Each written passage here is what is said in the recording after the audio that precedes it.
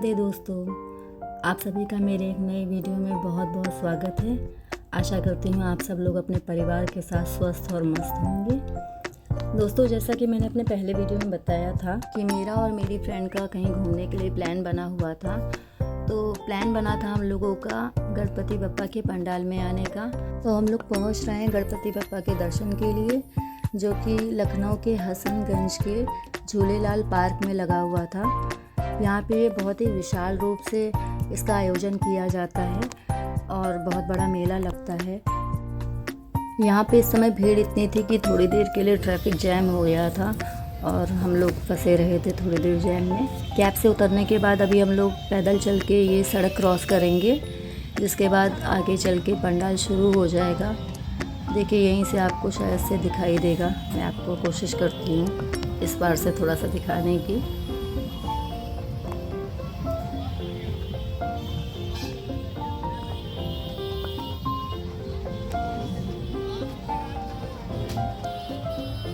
ये देखिए, सामने आपको दिख रहा है। बस पंडाल यहीं से स्टार्ट हो जाता है।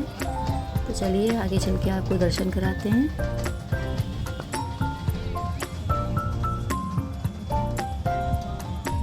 दोस्तों, यहाँ की भीड़ और हर्षोल्लास को देख के ही आप समझ गए होंगे कि ये त्यौहार यहाँ पे कितनी धूमधाम से और कितनी तन्मयता के साथ मनाया जाता है। गणेश चतुर्थी के विषय में कई सारी पौराणिक और ऐतिहासिक कथाएं प्रचलित हैं, जिनमें से एक कथा कुछ ऐसी है कि माघ माह की चतुर्थी को गणेश जी का जन्म हुआ था। तो उनकी जन्म तिथि को हम लोग हर साल इस हर्षोल्लास के साथ मनाते हैं। दूसरी कथा कुछ इस प्रकार है कि एक बार गणेश जी अपने भाई कार्तिकेय जी से मिलने के लिए उनके घर गए थे। वहाँ वो 10 दिन तक रुके थे और इन 10 दिनों में कार्तिकेय जी ने उनका बहुत आदर सम्मान किया था, बहुत आवभगत की थी, बड़े प्यार से, बड़े स्नेह से अपने छोटे भाई को रखा था। लेकिन जब 10 दिन बाद उनकी विदाई का समय आया तो कार्तिकेय जी बहुत ही ज़्यादा भावुक हो गए। उनको अपने भाई को विदा करने का मन नहीं हो रहा था। तब गणेश जी ने उनसे वचन दिया कि आप परेशान मत हो, मैं हर साल 10 दिनों के लिए आपके यहाँ ज़रूर आऊँगा। तो तब से ये 10 दिन गणेश चतुर्थी के रूप में मनाए जाने लगे और इन 10 दिनों में गणेश जी की पूजा पाठ उपासना बहुत ही हर्षोल्लास के साथ की जाने लगी। ये तो थी पौराणिक कथाएं। इसके अतिरिक्त कुछ ऐतिहासिक कथाएं भी हैं। तो पहली कथा कुछ ऐसी है कि जैसा कि हम सभी लोग जानते हैं कि गणेश चतुर्थी का त्यौहार महाराष्ट्र में मनाया जाता है। ये वहाँ का प्रसिद्ध त्यौहार है और शायद से एकमात्र त्यौहार ऐसा है महाराष्ट्र में जो बहुत ही ज़्यादा हर्षोल्लास के साथ मनाया जाता है।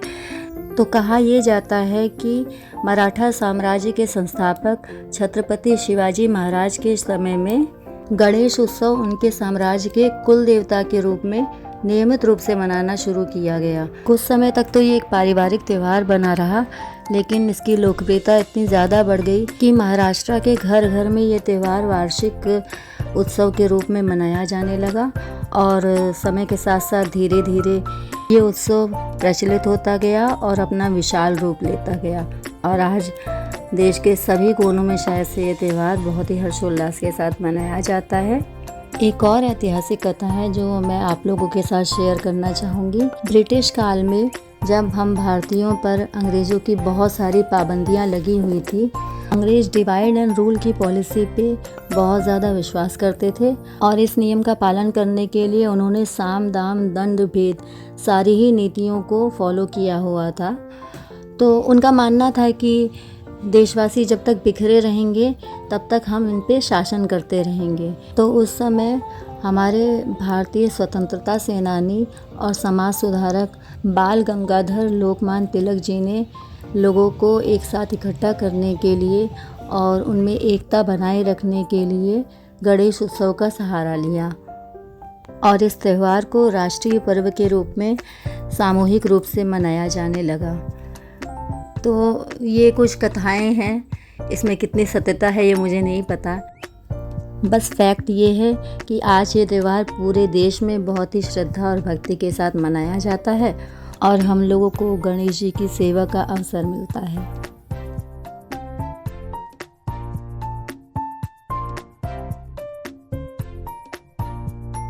अब वापस आते हैं अपने ब्लॉग में।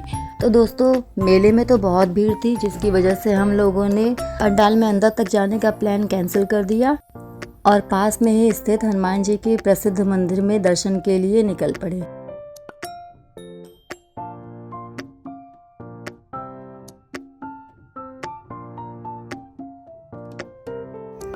मंदिर पास में ही था, इसलिए हम लोगों ने पैदल ही जाने का निश्चय किया।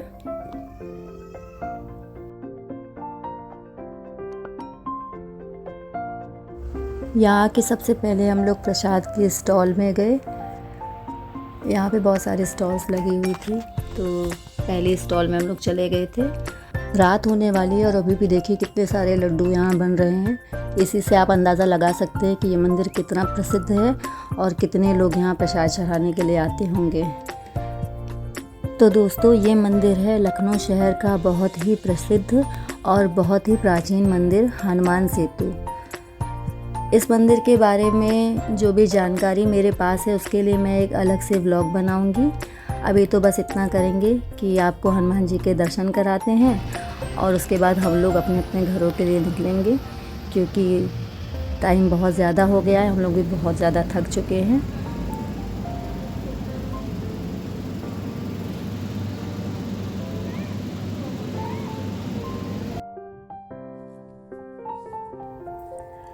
दोस्तों, मैं ईश्वर से प्रार्थना करूंगी कि गणपति महाराज और बजरंगबली की कृपा आप सभी पर बनी रहे, आप सभी लोग स्वस्थ और सुखी रहें।